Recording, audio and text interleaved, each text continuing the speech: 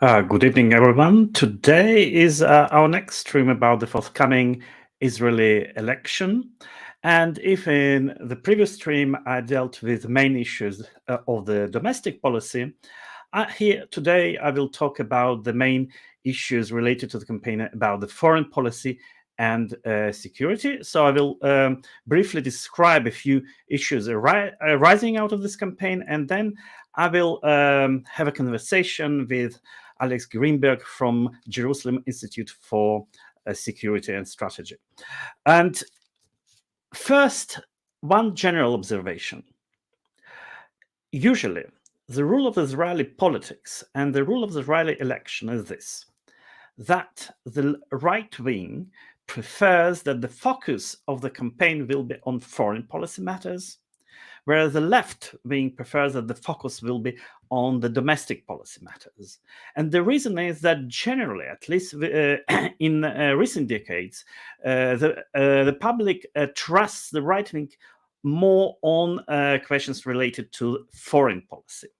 So generally, what we see during the campaigns is that the right wing emphasizes the problems of security, whereas the left wing likes to speak about economic problems, corruption, religion, and state questions, so on. However, during this campaign, I don't see any such distinction. So both right wing and left wing equally do not really argue and speak about foreign policy matters, as they don't really argue and speak about the domestic policy matters. So this is again one of the most boring campaigns that I've witnessed. Nevertheless, I can talk about few recent developments in the field of foreign policy and security, which, although they will not probably influence the overall result of the election, they may have some marginal impact. And these three topics are the questions of terror and the negotiations with Palestinians, the maritime border agreement with Lebanon, and the war of Russia against Ukraine. So I'll start with the terror. There was a certain surge in terrorist attacks during last month. Also against civilians in the West Bank and Jerusalem, and also against soldiers. But these were relatively minor attacks committed by certain individuals. There is that it's low intensity attacks. So this is up to now hasn't made much waves within the public opinion, and it's unlikely that this surge will impact the result of the election. So you can compare it with some previous campaigns in which terror really was a significant issue. But today, there is a certain surge, but it doesn't really influence what's going on during the campaign. Related to this is a question of negotiations with Palestinians. Again, it's still low intensity issue. Previously, it would be a major issue, a major topic of controversy between the right and left. What's going on now?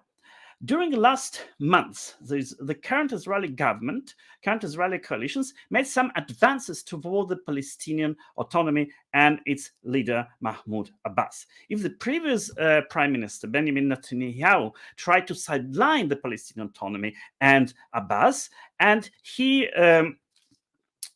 conducted the policy of negotiating with Arab countries first, and then we'll see what's going on with the Palestinian issues. And hence we had these Abraham peace accords with Gulf countries. And Palestinians and the backers, Jordanians, didn't participate in these agreements. Once the current coalition came to power, Prime Minister Bennett and Lapid improved the relationship with Jordanians, and they made some rhetorical gestures toward the Palestinians, and they began to speak again about the Palestinian state or two-state solution. But because at the moment there is no real negotiations, or at least we don't know anything about such negotiations which lead to concrete agreement proposal, again, this change of line is still incremental and partly rhetorical. We don't know where it will lead, and therefore, again, it doesn't play much a role for the current campaign. So this is one issue. The second issue is that the agreement with Americans about the maritime border with Lebanon. So what's the story here? Once about a decade ago, gas fields were discovered in the Mediterranean Sea, including in the Israeli maritime territory, and Israel began to explore these gas fields. Lebanon put claim on part of that territory, which Israel previously regarded as its own sovereign and economic waters. And negotiations started. They dragged on, and nothing conclusive came from them until Yair Lapid became prime minister this summer, and suddenly, also probably with much pressure from the current U.S. administration, these negotiations with Lebanon led to very resulted in an agreement which was signed separately by Lebanon and Israel with Americans, in which the question of the maritime border, both economic waters and sovereign waters, was kind of solved. And this provoked a debate between the supporters of the current government and the opposition. The supporters of the government say, well, this agreement stabilizes the situation because now we can peacefully explore our own gas fields, and we shouldn't be afraid of any attack from Hezbollah, pro-Iranian Lebanon organization. The right wing puts forward two claims. First, it says because Israel made a lot of territorial concessions there, it projects weakness. And the second is because, as the right claims, some of these waters are sovereign Israeli waters. There is a law that stipulates that if Israel transfers its sovereignty, it should get backing of 2/3 majority in the parliament or bring the issue to the popular referendum.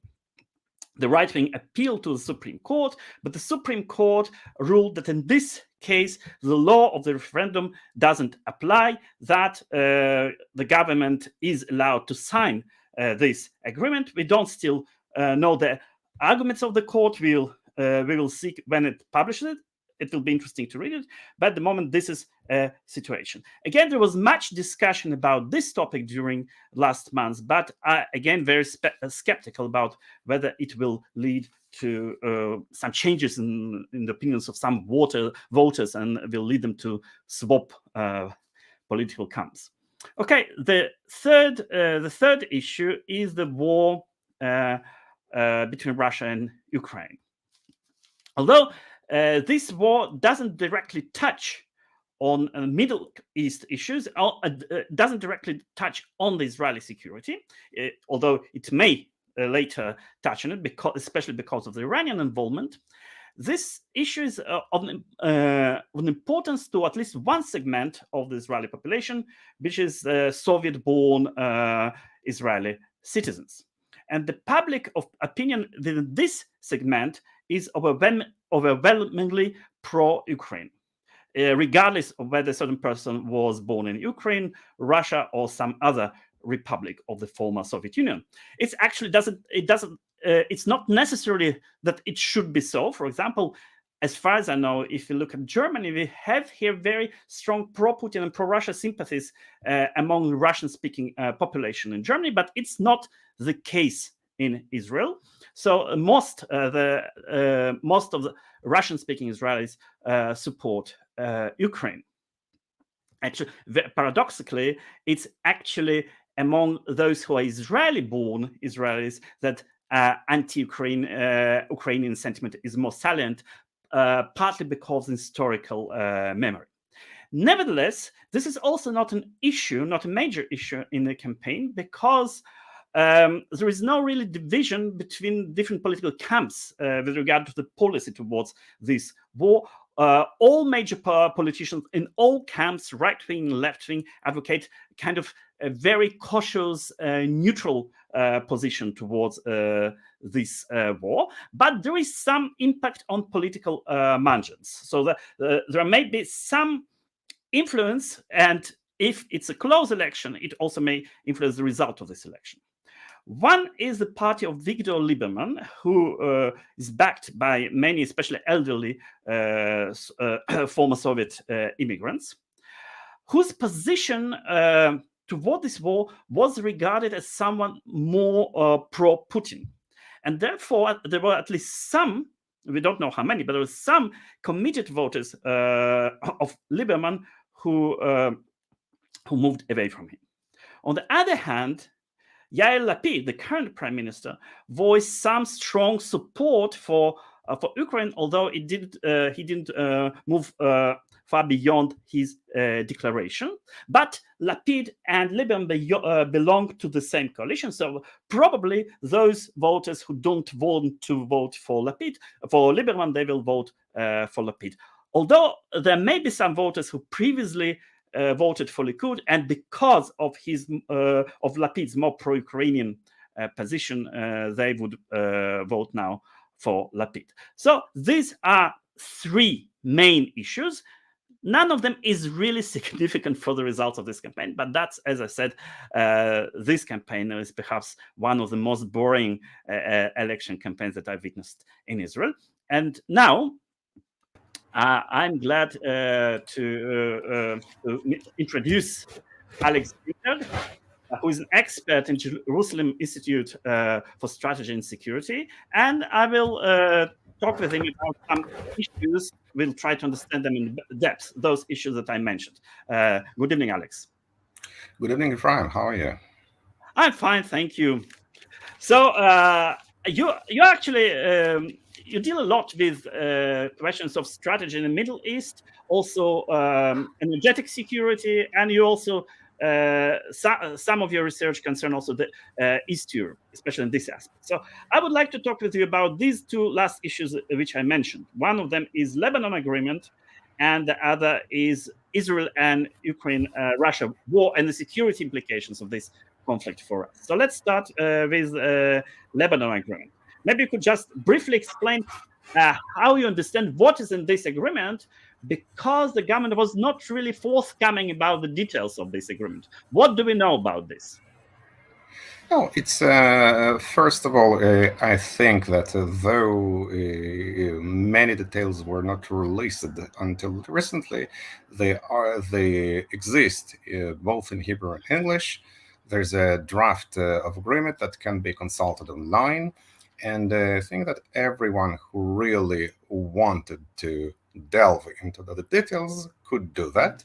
It's another question why so many people are reluctant to look at the small details, because the devil hides in the details, as we all know. And overall, I think it's a good agreement, because Israel, it allows not only to Israel, but to all the companies, that the gas companies, to start the exploration of the Lebanese part of the shore, and it can be a very important boost for Israeli economy, and of course a first step to substitute the Russian gas for Europe. It should be noted, and everyone must know, that as of now, no other companies are reluctant to start the works unless the agreement exists, because each tension causes immediate stopping of the works. Israel does not dig itself. Also, that unfortunately many Israelis forget this small detail. It's foreign companies, American, the French Total, that are engaged in the works in both Israel and Lebanon. And the third thing is it decree. So now, if as of now, Israel cannot export its gas to Europe because the infrastructure is not ready. The gas infrastructure is tremendously expensive. One can ponder building that infrastructure only if there are long-term agreements like Gazprom and Europe for 15 years. And in turn, this one can start planning this infrastructure only if there is a global arrangement, gas arrangement, like hopefully will be between Israel and Lebanon. And overall, it decreases the tension. Does it vouch for total security that Hezbollah won't decide to do anything? No. But it is in every agreement we deal with human beings, not with machines. There is no 100% warranty in anything. Overall, it decreases the tensions because Hezbollah and Lebanon is in dire straits of economy. Regarding the question why the government was hushing to sign the agreement, the answer is very simple. Since yesterday, there is no government in Lebanon. The deal was signed at the last minute, and without government, there is no way to have this agreement signed. This is in a nutshell.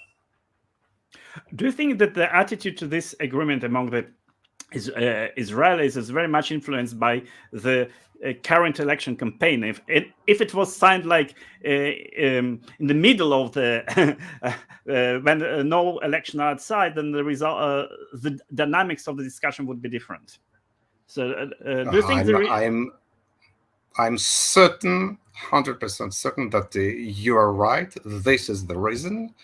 Again, because when people are excited or politically agitated, they're reluctant to see the fact.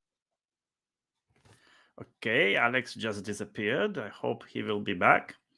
So now to reiterate what we've just heard, according to Alex Grinberg's opinion, the discussion surrounding this Lebanon agreement is highly politicized in the sense that the arguments against it, because he thinks it's a good agreement, are actually put forward partly as part of the election campaign. Right.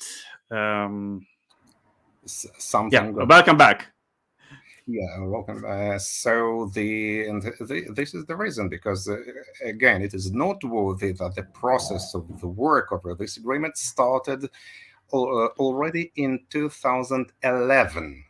Meaning under the premiership of Benjamin Netanyahu, but Israel succeeded in concluding the deal only now, again because of not because of Lapid, but because of the dire straits of Lebanese economy. And that's a conjectural circumstances that enable this deal now.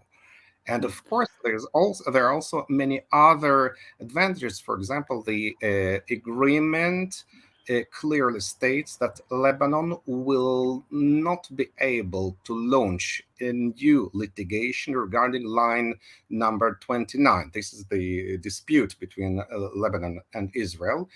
And meaning that Lebanon does not normalize a relationship with Israel, but it renounces its right to lawsuit Israel.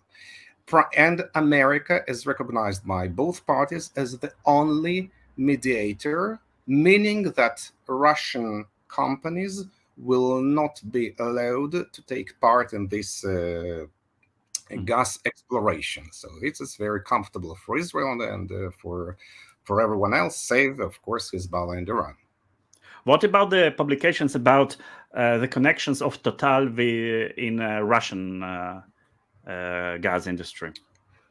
Well, it is true, but it's true. Yes, the Total. I don't know what's the state of affairs now between Russia and Total, but Total, it's a global oil and gas giant that worked also in Iran and Russia and so on. There is no connection between it's not just a small company that is Iranian or Russian, and it has business in many parts of the world.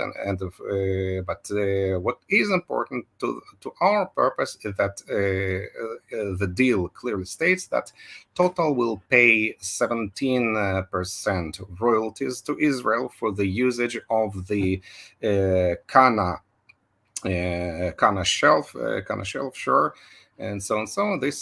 But again, it is too early to count the chickens because Israel again has an advantage. There is gas in Israeli places like Karish, so there is gas Mhm. there. All what concerns Lebanon is only a perspective of finding gas there. Mhm. So What we're about yeah?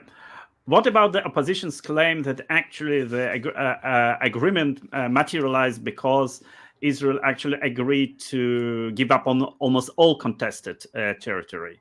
Is it true? And if it's true, does it matter?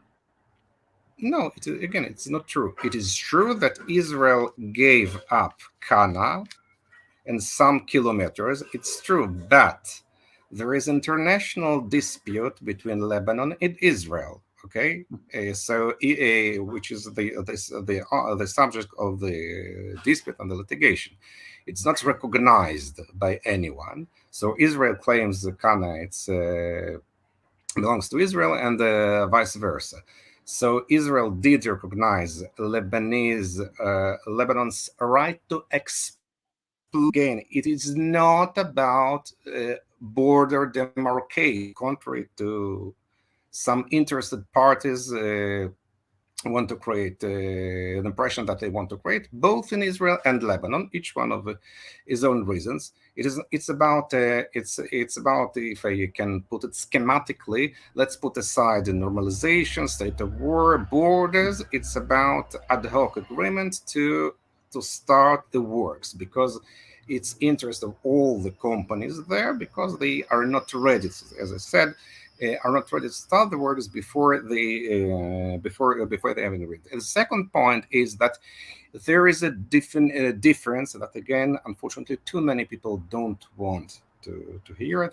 There are borders, there are territorial waters that are integral Yeah. part of sovereign borders. It is not about that, it's about economic waters, that meaning that is a distance beyond something like 20 miles. I don't remember exact numbers, but this is about that, not about giving up sovereign territory of Israel, because in that case it would oblige indeed a deliberation at the Knesset and so on. So this deal is very technical, that no deliberation the Knesset can be fruitful and useful without knowing all these technicalities. Okay, so there is a claim, and I don't know if it's true or not, but I will just want to make sure. There is a claim that Israel indeed transfers some of square kilometers of its territorial water. Is it true, or you say it's not true according to No, this agreement? no, it's not. It is not true. Again, Israel gave up its claim over Kana because Israel claims that Karish is ours and Kana is ours. Lebanon Mhm. claims exactly the same. So in every negotiation, if it's not only capitulation Mhm. agreement, that Yeah. is the state dictated, you should or must give up something. Mhm. But yes, Israel, and again, here's the same point. There is gas output in Karish. In Kana, it's only potential. So Mhm. all the companies carried out exploration works, and yes, there is a potential for gas, but it's not found. Mhm.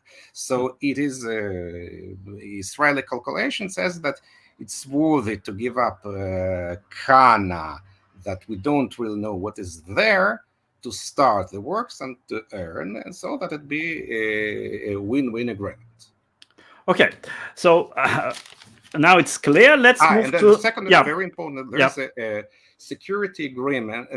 What is important for Israel, the buoy line that is Mhm. preserved. The draft of the Mhm. deal mentions the buoy line and mentions status quo. It does not legitimize or recognize it, but still it's there. Nothing will Mhm. change on the ground. And overall, let's not forget that the cost of war is something around $120 billion of shekel. I don't know exactly, but still it's Mhm. much money. And all the without agreements, let's put it this way: agreement allows to decrease the huge costs of the protection of everything we know. Okay. During the campaign, Benjamin Netanyahu said that if he comes to power, he will not honor this agreement. Do you think that he will not honor? And will he be able? Is it legally possible not to honor this agreement? I'm not a jurist. I don't know whether it is legally possible, but I'm pretty sure that Benjamin Netanyahu will do exactly the same because he initiated this deal. He initiated this deal, ordered this deal, but it is good for the elections campaign to mention that we will do anything based upon the premise that the people swallow without any critical insight. Okay, so let's talk a bit about Ukraine, Russia. First, I wonder whether you agree with my assessment that I said in the beginning that if you look at a Russian-speaking Israeli voter, he's overwhelmingly pro-Ukrainian. Would you agree with this? Yes, I think I'm also Russian-born, like Moscow-born, and I literally don't know anyone who supports Russia because we all know instinctively what is the whole thing about. Yeah, but this is actually if we meet people who were born in Israel and who are not familiar with the things and what's all about, their opinions are a bit different. So we have some intellectuals, some opinion makers who are very skeptical about Ukraine, who tend to sympathize with Putin to some degree. This is also the case. But I think in the Russian-speaking community, you don't find many such people. But so the question is, okay, the Israeli government and its policy doesn't reflect this kind of sympathy. So there is a certain gap.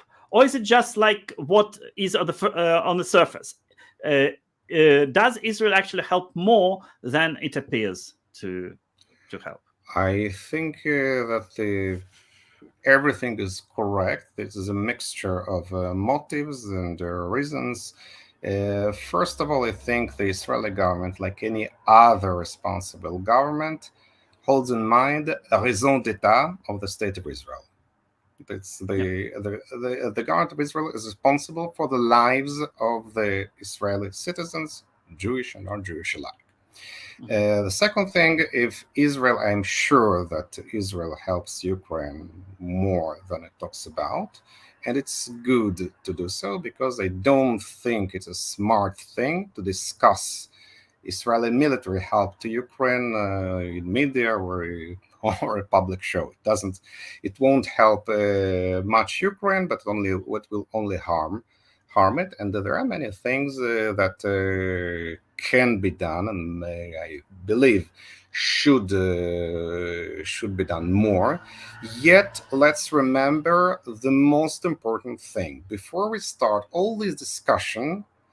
I would like to dispel the wrong impression that is not short of anti-Semitism that is very widespread everywhere in the world, that Jews are devilishly smart and they surely have a Wunderwaffe, some wonderful weapons that if only they supplied to Ukraine, the Ukraine be rescued. No, it's not the case. Israel has no systems or weapons that can rescue Ukraine, and now Ukraine should not be rescued, but Russian aggression should be repelled. And to do that, Ukraine needs more and more heavy weaponry like howitzers, tanks, heavy artillery, HIMARS, that only the United States of America is able to supply them. No other country in Europe, simply because they are out of stocks. This is the situation, and what concerns Israeli systems as Iron Dome or Arrow, all these systems are designed for Israel and for another type of weapons. Because these, even if deployed in Ukraine theoretically, they're not sufficient to cover the entirety of Ukraine's territory, and there is no other country in the world save Ukraine that is exposed to such terrific missile attacks. And there are, of course, some anti-drone systems that Israel does supply, but again, it's a drop in the sea. It's not the crucial thing. I think what you And describe is, yeah. also, again, of course, I support Ukraine, so we all know I shouldn't explain to you what Putin is. When anyone in Israel, when both parties of any political debate in Israel or everywhere in the world discard the other party's arguments as nonsense, as non-deserving attention or consideration, the debate is closed and there is no debate. To that purpose, whoever holds in with contempt Israeli fears of a Russian backlash in Syria, it's not serious because Russia has no moral qualms whatsoever. The danger in Syria is not that the Russians will shoot a missile on our air jet fighter. It's not a problem. Israeli Air Force has already shut down several Russian planes. It was in the past in 70. So it's not a problem. The problem is that the Russian missiles can shoot down a civilian plane. Already today, nowadays, the Russians are playing with GPS. They're jamming GPS, which creates dangers for all civilian pilots on their way to Israel. And it may happen as it happened in Ukraine in 2014 when the Russian missiles battery shut down a Malaysian airplane. So nothing happened. So we don't want to face this situation. So for that to that person, I think it is a very serious consideration. It's one thing to face a problem and another problem to create a problem. So this, I think, explains what appears as a consensus within Israeli political and security establishment. Is there any? Do you think you find any disagreement on this issue within this political establishment, or I think this is the line? Is anyone suggesting another kind of policy, or it's just not? Look, to answer these questions, I should be a fly on the wall in the Mossad or the army. I'm sure there are other considerations that are, of course, under the table to put it metaphorically, but I think yes, it is. My position is not black and white or binary. I think in general, binary thinking is a danger for policymaking. It shouldn't be binary. I think Israel should and can help Ukraine, but also it depends upon the circumstances because it depends also upon the course of the war. If it was only a geopolitical conflict where two parties, like Armenia and Azerbaijan, two parties have good reasons to fight each other, and you know what? The human history consists of